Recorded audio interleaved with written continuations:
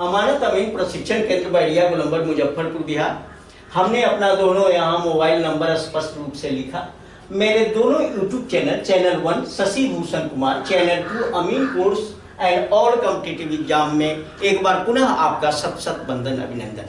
आज का क्लास आपके लिए काफी इंपॉर्टेंट होने वाला है। वह है गवर्नमेंट स्कीम या टाइप्स ऑफ के वाला में हमने जो आपको बताया था, वह बताया था हिब्बानामा, अतायनामा, दान पत्र के सेंस में या बैनामा के सेंस में हमने जो बात आपसे की थी उसी का हम डिटेल से यहां बात करेंगे। टॉपिक लिख लेते हैं, हिब्बानामा, हिब्बानामा और दूसरा इसके लिए शब्द है अतायनामा, अतायनामा और इसके लिए तीसरा शब्द ले लें दान पत्र और इसका चौथा रूप है बैनामा। सब एक ही बात है। कोई अंग्रेजी में अगर कह ले तो गिफ्ट, गिफ्ट डीड जो आप बोल सकते हो। ये सारी चीजें, ये सब एक ही चिड़िया का नाम, हिब्बानामा, अतायनामा, दान पत्र, बैनामा या गिफ्ट। अब हम यहां पर जो बात करेंगे वह चल और अचल संपत्ति दोनों की बात करें। हम दान तो कुछ भी दे सकते हैं, चल संपत्ति दे, अचल संपत्ति दे। ये हिब्बानामा में आप अगर किसी को गिफ्ट दे रहे हो, दान दे रहे हो, अपनी जमीन को दान के रूप में सौंप रहे हो, तो ये चीज रजिस्टर्ड कराना होता है। और ये रजिस्टर्ड कहां होता है? तहसील में, सब रजिस्ट्रार कार्यालय में वो निबंधित कराना, वो रजिस्टर्ड गिफ्ट होगा। ऐसे गिफ्ट नहीं, ऐसे गिफ्ट की जहां तक बात है, ऐसे किसी को छोटी मोटी रकम दे रहे हो तो वो रजिस्टर्ड नहीं होता। जैसे कुछ रुपया किसी को दे रहे हो, गिफ्ट आपको दे रहे हैं, कोई सामान किसी को ऐसे दे रहे हो तो वो गिफ्ट आपको दे देते हैं, वो ऐसी चीजों का रजिस्टर नहीं। लेकिन जो चीज अस्थाई है उसको रजिस्टर्ड गिफ्ट ही करना है। अब ये रजिस्टर्ड गिफ्ट जो होता है वह निबंधन कार्यालय में आप करा सकते हो, कहीं कोई दिक्कत नहीं। आप अपनी जायदाद, अपनी संपत्ति, ध्यान में ये रखना है कि अपनी संपत्ति ही हो, उसको आप गिफ्ट दे सकते हो। ऐसे सिस्टम से एक फायदा क्या है, अगर गिफ्ट कर रहे हो तो आपका स्टाम्प पेपर जो लगेगा, विक्रय पत्र जो लगेगा, वो 50% ही लगता है। वो 100% का खर्च यहां नहीं, 50% में ही काम हो जाता है। तो चलिए एक बात बताएं, लेकिन वहां अब 50% बचत के लिए हर अचल संपत्ति को गिफ्ट नहीं करना है। जहां गिफ्ट की बात है वही गिफ्ट करना है और कराना है। अब यहां पर मैं आपको बता दूं कि गिफ्ट आप किसे कर सकते हैं, तो आपको फुली पावर है, आप किसी को कर सकते हैं। आप अपने परिजन रिश्तेदार को, इसमें कोई भी हो उसको कर सकते हैं। आप एकल व्यक्ति को कर सकते हैं, आप व्यक्ति विशेष को कम या ज्यादा गिफ्ट कर सकते हैं, आप किसी को नहीं भी दे सकते हैं, दूसरे को पूरी की पूरी जायदाद दे सकते हैं। गिफ्ट में आपका पावर है, आप जिसको चाहे सौंप सकते हैं। अब ये पावर आपको मिला है, कारण की संपत्ति आपकी है तो गिफ्ट दूसरा करने आएगा, आप करोगे। इसमें आप देखते हो कि मंदिर, मस्जिद, गिरजाघर, गुरुद्वारा, स्कूल, कॉलेज, मठ, कहीं भी आप गिफ्ट कर सकते हो। दान दे देता है लोग, किसी के नाम से गिफ्ट कर देता। लेकिन हाँ, वहां स्पष्ट होना चाहिए कि गिफ्ट आखिर कर रहे हैं तो इसका रीजन कुछ तो है। वहां रीजन स्पष्ट करना जरूरी हो जाता है कि गिफ्ट कर रहे हैं तो क्यों कर रहे हैं, कुछ तो है। अगर मान लिया कि किसी संस्था को दे रहे हैं तो उस संस्था के प्रति आपकी क्या अहमियत है।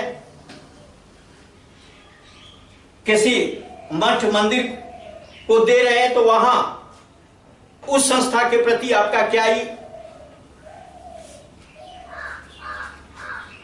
क्या वो संस्था आपके लाइफ में कितना महत्व रखती है, कुछ तो है।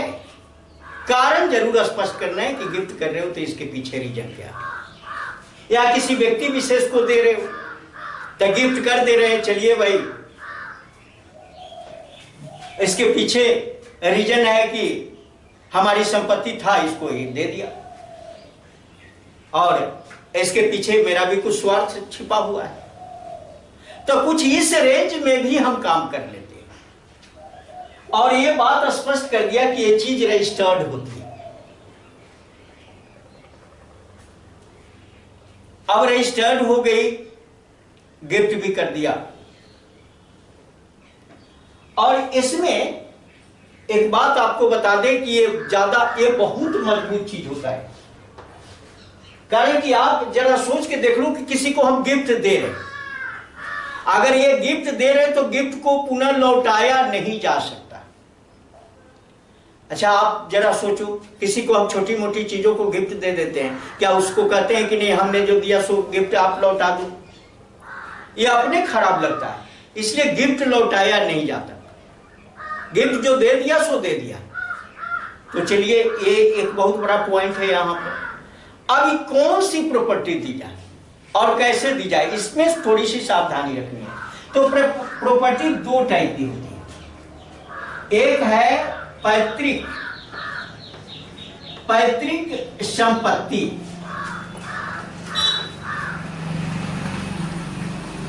पैतृक संपत्ति, और दूसरी हो गई स्वयं अर्जित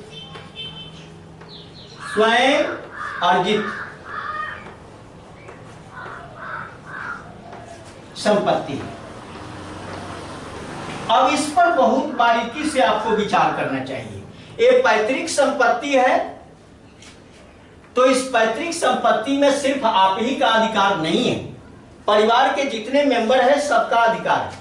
अब यह नहीं कि पैतृक संपत्ति को हम गिफ्ट कर दें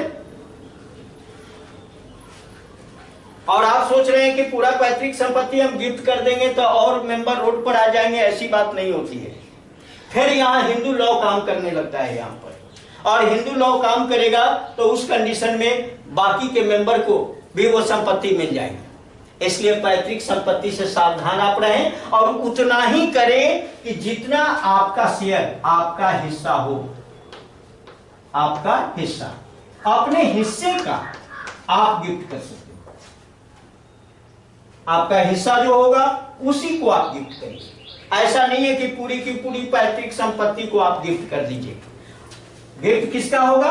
आपका जो हिस्सा होगा उसी का गिफ्ट कर सकते हो। और ये स्वयं अर्जित, ये टोटल, ये कुल संपत्ति, यहां पर लिखेंगे कुल संपत्ति। अब इसमें से छांटना है, दूसरे वाले में से छांटना नहीं है। ये पूरा का पूरा आप गिफ्ट कर सकते हो और इसमें जो आपका शेयर होगा सो गिफ्ट करना है। ये बात आप ध्यान में रखना, नहीं तो फिर इस सिस्टम पर आंच आने लगेगा। इसलिए आंच ना आवे, इसके लिए ये 2 पॉइंट पर विशेष ध्यान देना है। पैतृक संपत्ति में जो आपका शेयर होगा उतना ही गिफ्ट करना है, और स्वयं अर्जित जो संपत्ति आपने किया ये टोटल का टोटल गिफ्ट कर सकते हो। ये बात हमेशा ध्यान रखना। एक मैं एग्जांपल दे दूं यहां पर।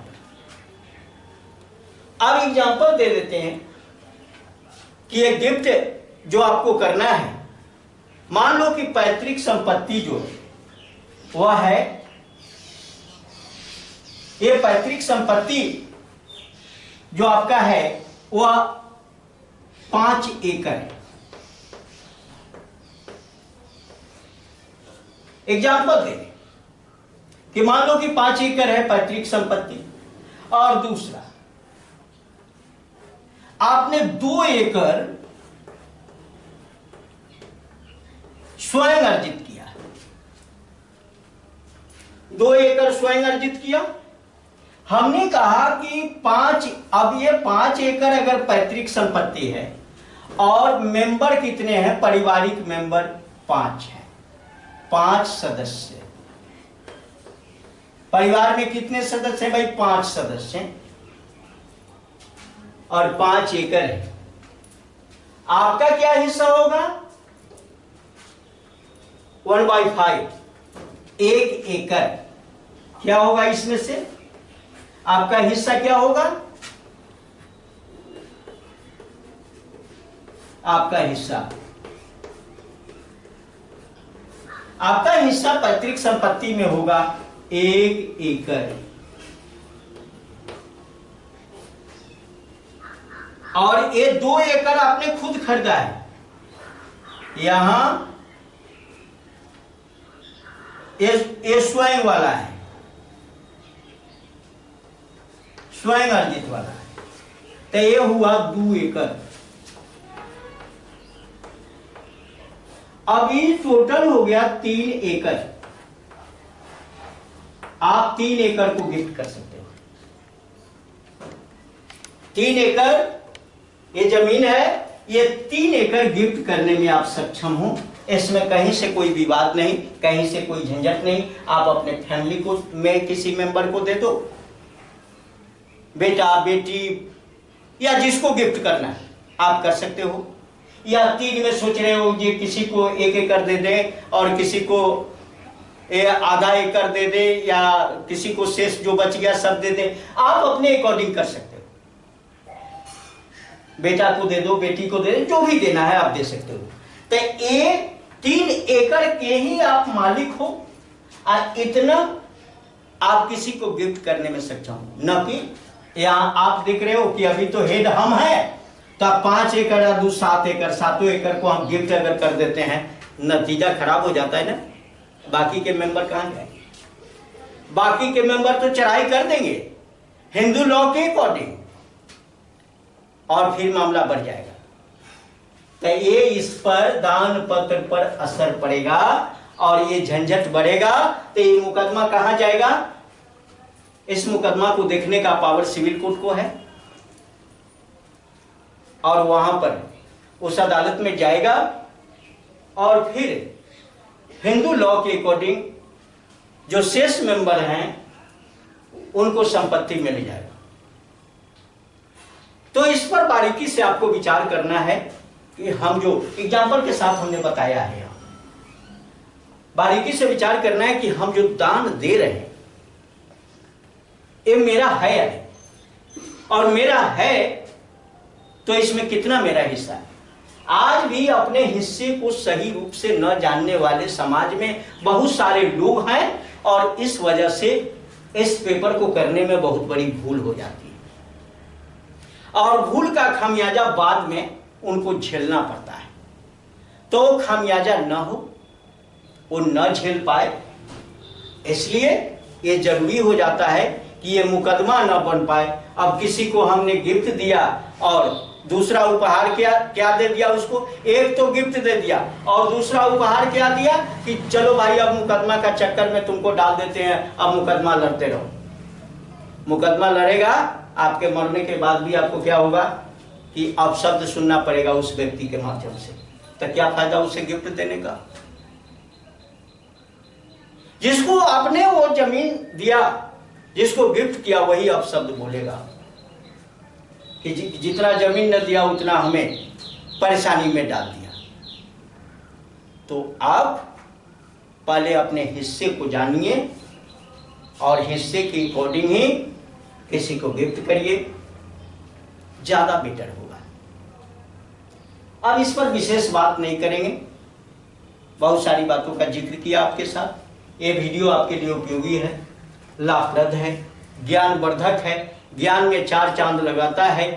तो हमारे वीडियो को लाइक करें, अपने मित्रों के साथ शेयर करें, और अगर इस चैनल पर नए हो तो हमारे दोनों यूट्यूब चैनल जो अमीन कोर्स के लिए फेमस चैनल है, channel 1 Shashi Bhushan Kumar, channel 2 Amin course and all competitive exam को बारी बारी से सब्सक्राइब करें, कारण कि एक दूसरे का पूरक चैनल है यह, और इससे भी बेहतर डीपली और डिटेल्स ज्ञान अर्जन करना है तो हमारे ऑफलाइन ट्रेनिंग सेंटर अमानत अमीन प्रशिक्षण केंद्र बैरिया गोलंबर मुजफ्फरपुर बिहार पर विजिट करके हमारे साथ प्रत्यक्ष रूप से रूबरू होकर थ्योरी या प्रैक्टिकल सीखें।